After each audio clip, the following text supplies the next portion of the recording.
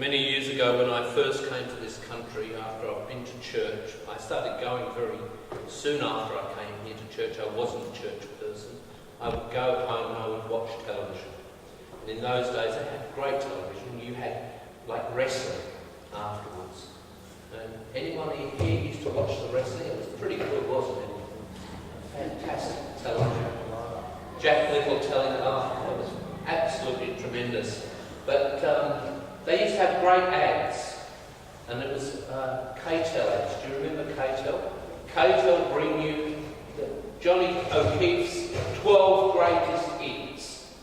Or so-and-so's greatest hits. If you were to bring out Jesus' K-Tel's favourite hits, this story of the feeding of the 5,000 would be amongst them, wouldn't it? It's one of the biggies. It's one of the ones that we can all relate to. Is there anyone that hasn't heard a sermon on the feeding of the 5,000? You're not putting your hand up, Greg? Okay, that's good. Because I know I've preached on it at least twice when you've been around. Yes.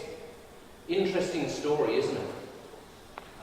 You can all actually go home if you've heard a sermon. No, you can't.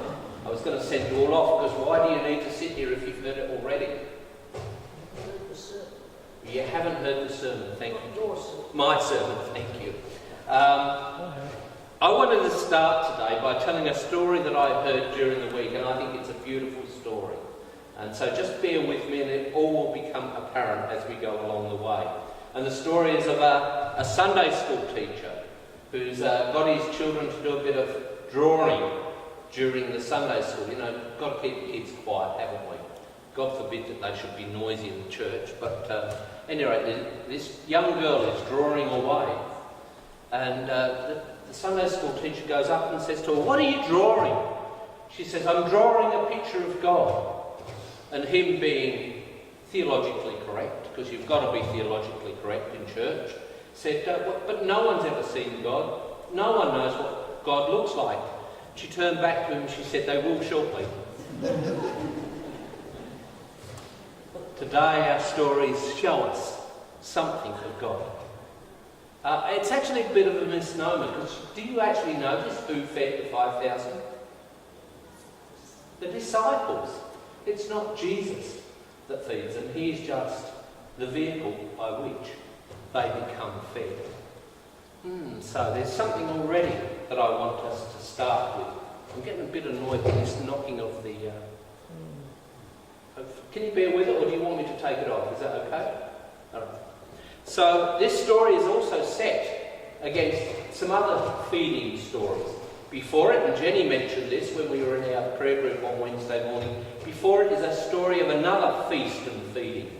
And that's the feast where basically John the Baptist loses his head. It's a very different group of people. A group of people of power and privilege who are in a hedonistic type of fury, led where one little girl, young woman, basically calls for the head of someone who has been calling for people to repent, come back to the ways of God in John the Baptist. And that precedes immediately the story that we've heard. But there is also an allusion to another story in the Scripture that we know of, because Matthew was very keen on going back into the previous Scriptures, the Old Testament. And we all know that story as being the story of the feeding of the children of Israel in the desert. You know that story? Where they're going round and they haven't got anything to eat. And God gives them what? Manna. Do you know what the word manna actually means? Anyone here doing a bit of scholarship work on... Sorry? What is it? What is it? Thank you, David. Manna means what is it? So, there are the people of Israel eating what is it in the desert. They didn't really know. And maybe there is some allusion to the fact that there is another feast. The feast that we are actually bringing to people. Where we're bringing some what is it to the multitudes around us and in our own life. And as I've become keenly aware over the last week that there is an incredible responsibility in the eyes of God upon us for those around us, especially those who are marginalised, who are poor, who are pushed to the edges, for whatever reason.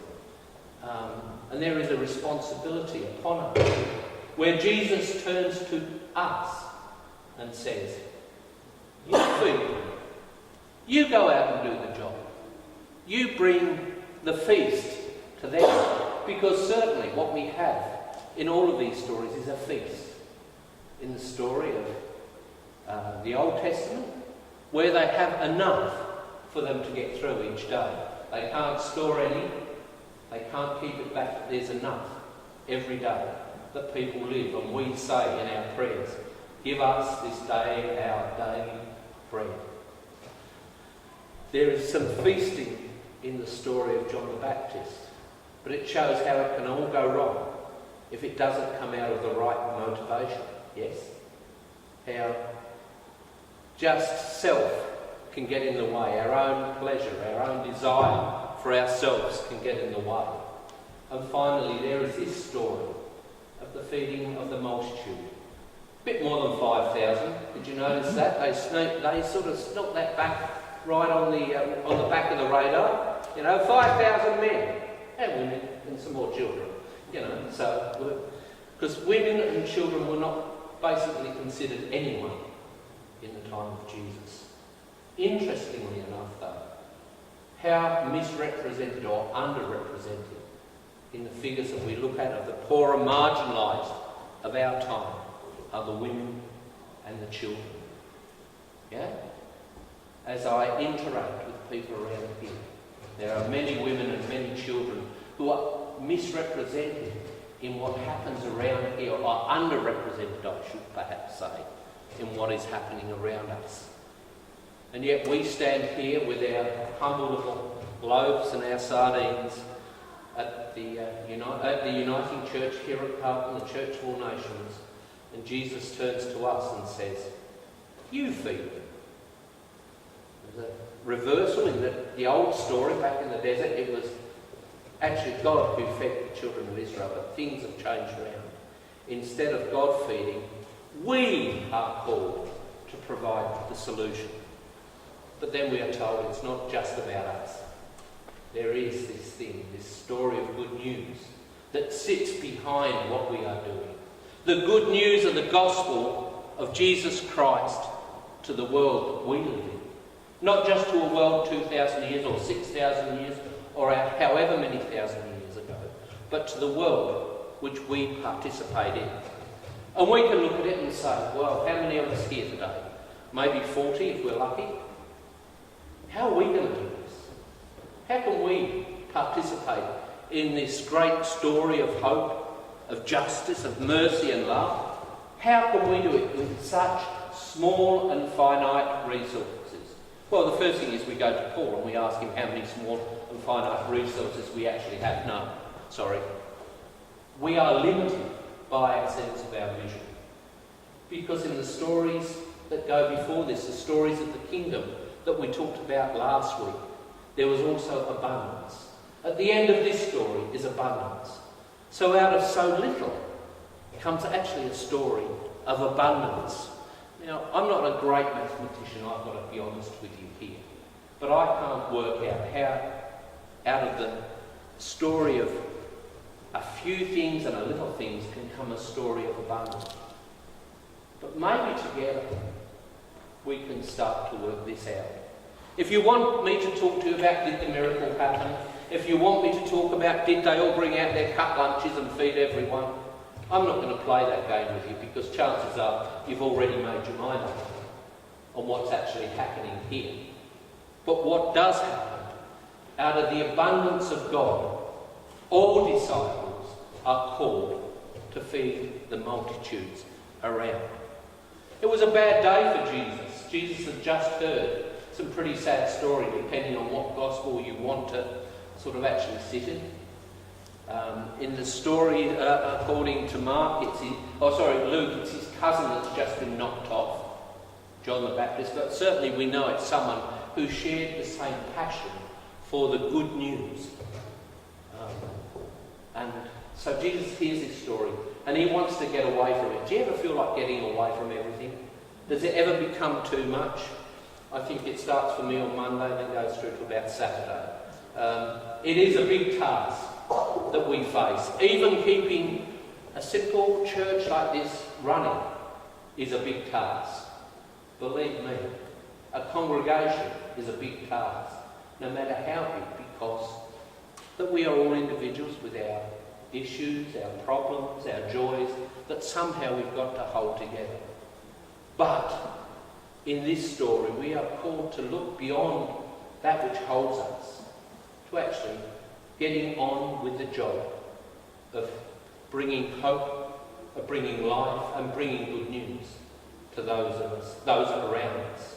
Well, I guess simply I could put a big sign outside there, wherever it is I want to do, say, Jesus is good news. That I could do. But do you think that brings hope? Do you think that brings life?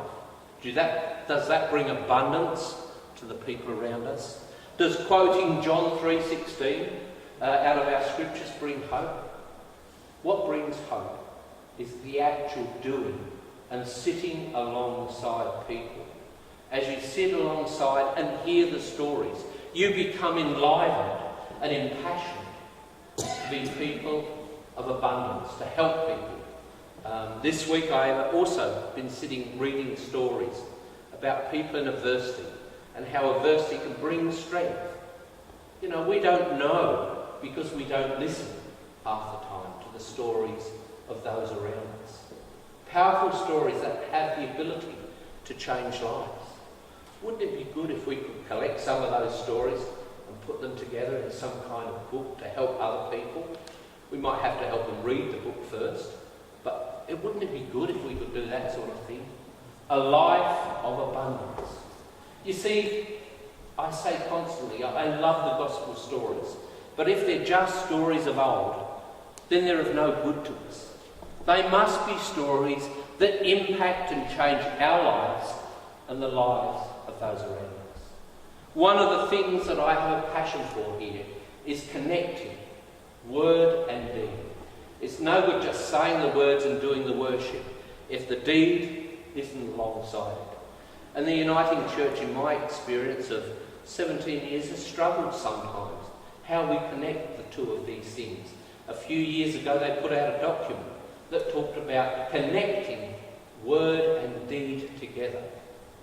It's no good if we have the best liturgies in the world, the best sermons, if they cannot relate to the deeds that we are being called to do. My friends, I want to talk about abundance because we live in deficit so much. One of the things that Irene's been doing recently is working from positives, from working from strengths rather than deficiencies. And so often we work from the deficiency of saying what we can't do rather than what we can do. The disciples back in this story probably sat there and thought to themselves, it's impossible, we can't do this which is before us. Feeding 5,000 plus people who are just sitting there. It's impossible. But somehow, we are called as the people of God to make the impossible possible. Wow, that's a pretty big task, isn't it? Pretty big task. How are we going to do this? Well, let's talk to one another about it to start off with. And rather than saying what we can't do, talk about what we can do, how effective we can be, to support one another when we don't feel that we can do the journey. Because can this small group of people have an impact on the whole of Carlton, from the university right through the high-rise to the cultural centres of Carlton? Can we make a difference? The scriptures would say resoundingly, yes, we can make a difference in this. And the difference is that even at the end of what we have done, there will be abundance. Makes me think. The journey for me is just starting. The journey for you guys is well and truly underway. Let's keep holding our stories, our sacred stories, very closely to us in order that we can be the people of today, but the people of God in this place.